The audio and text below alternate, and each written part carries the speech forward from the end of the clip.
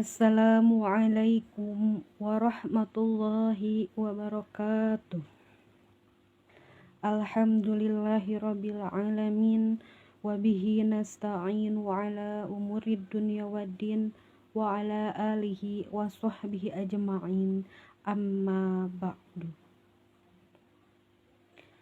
Pertama dan yang paling utama, marilah kita panjatkan puji dan puja syukur kita kehadirat Allah Subhanahu wa Ta'ala, yang mana dengan rahmat, hidayat, taufik dan inayahnya kita semua dapat bermuwajahah di tempat ini dengan keadaan sehat, dengan keadaan iman, ihsan dan Islam.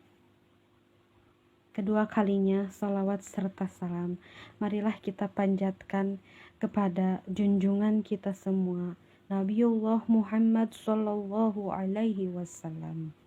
Semoga kita semua mendapatkan syafaat nanti di yaumil qiyamah.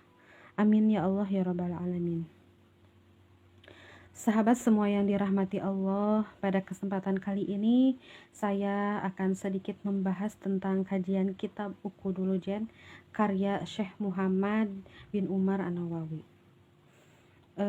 Kitab ini membahas tentang etika dalam berumah tangga, yaitu membahas mengenai hak-hak dan kewajiban suami istri, kewajiban suami terhadap istri, kewajiban istri terhadap suami. Akan kita jelaskan sedikit dalam pembahasan kali ini. Baiklah sahabat semua, ada 4 pokok bahasan dalam kitab ini. Yang pertama mengenai hak istri atas suami, yang kedua hak suami atas istri, yang ketiga anjuran untuk atau keutamaan istri sholat di rumah, dan yang terakhir larangan bagi laki-laki melihat wanita lain dan sebaliknya. Sahabat semua, yang pertama mengenai hak istri atas suami. Dalam pembahasan ini terdapat beberapa tinjauan penting, di antaranya perlakuan baik suami terhadap istri, nafkah lahir dan batin, mas kawin, serta pemberian lain dari suami.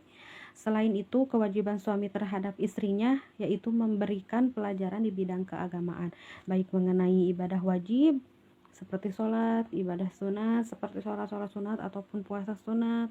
Kendatipun masalah itu tentang hak yang tidak muakkad, tentang masalah haid, tentang kewajiban istri menaati suami dan melakukan hal-hal yang bukan maksiat. Dalam Quran surat An-Nisa ayat 19, Allah berfirman, A'udzubillahi minasyaitonirrajim, Bismillahirrahmanirrahim, wa 'ashiruhunna bil ma'ruf, dan bergaulah dengan mereka wanita secara patut. Yang dimaksud dengan patut dalam ayat ini adalah bijaksana. Suami harus bijaksana mengatur waktu untuk istri, masalah nafkah, dan semuanya harus bijaksana dalam mengatur segala perlakuannya terhadap istrinya. Yang kedua mengenai hak suami atas istrinya. Dalam bagian kedua ini pembahasan terkait dengan masalah-masalah ketaatan istri pada suami, kecuali dalam bentuk kemaksiatan. Istri wajib merasa malu terhadap suaminya, tidak berani menentang, menundukkan muka dan pandangan di hadapan suami, dan ketika suami berbicara, istri tidak boleh menatap ataupun menyanggah pembicaraannya.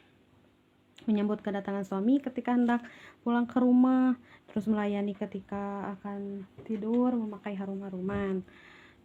Yang selanjutnya, yang ketiga, yaitu anjuran untuk istri sholat di rumah. Ada peribahasa mengatakan sholatnya seorang wanita itu lebih baik di dekat tempat tidurnya daripada di ruangan rumahnya, dan sholatnya wanita itu lebih baik di ruangan rumahnya daripada di pekarangan rumahnya, serta sholatnya wanita itu lebih baik di pekarangan rumahnya daripada wanita itu berangkat ke masjid. Jadi kalau suami itu lebih utama sholat di masjid berjamaah bersama jamaah yang lain, nah kalau wanita itu istilahnya sholatnya lebih samar, lebih baik, lebih tertutup, lebih baik.